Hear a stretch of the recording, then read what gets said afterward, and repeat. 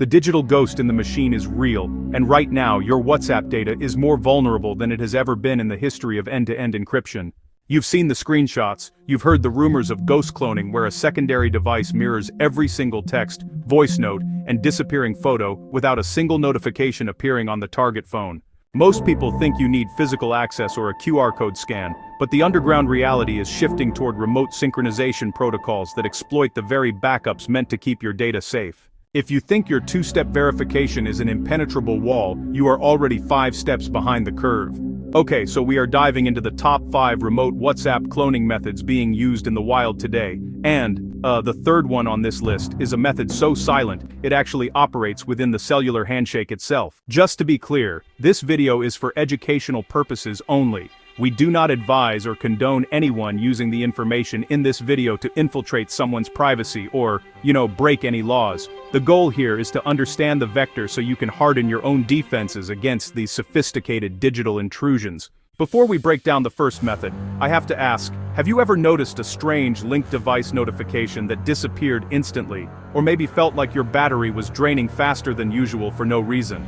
Drop a comment below right now with the word secure or vulnerable, based on how safe you feel your data is today. I'm reading every single comment to see which vulnerabilities are hitting you guys the hardest. Method number 1 involves the SS7 signaling exploit. This isn't just an app-level trick, it's a network-level maneuver. By intercepting the signaling system used by cellular networks to route calls and SMS, a sophisticated actor can reroute the verification SMS intended for the target device to a virtual terminal.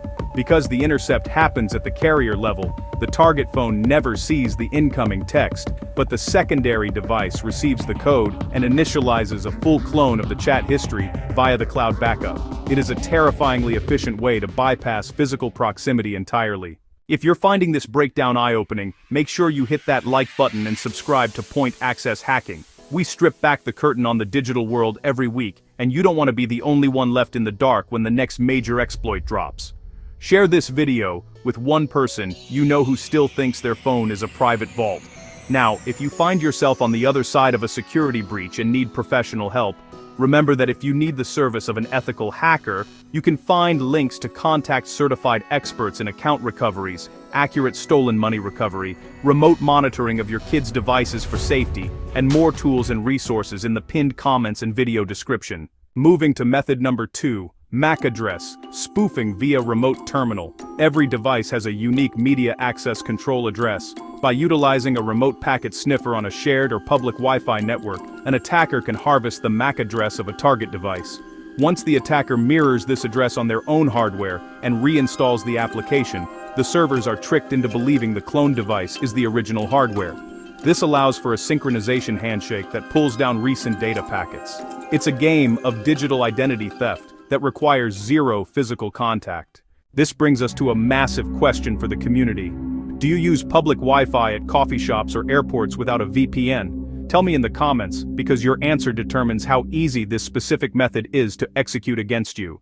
The third method is the one everyone is talking about in the hidden forums: mirror image backup injection. Most users, rely on third-party cloud services to store their chat logs. By using a remote phishing script to gain OAuth tokens for the user's primary cloud account, an intruder doesn't even need to touch the phone. They simply restore the backup file to a virtual machine running a modified version of the messaging app.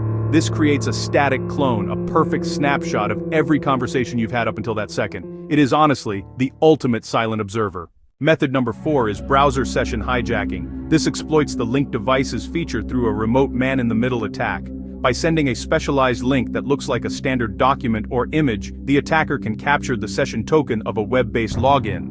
Once they have that token, they can keep the session active indefinitely on a remote server, mirroring every incoming and outgoing message in real time. It's, a persistent tap on your digital life. Finally, method number 5, the zero-click payload. This is the pinnacle of remote cloning. It involves sending a specially crafted media file, often an image or a short video, that contains a hidden script.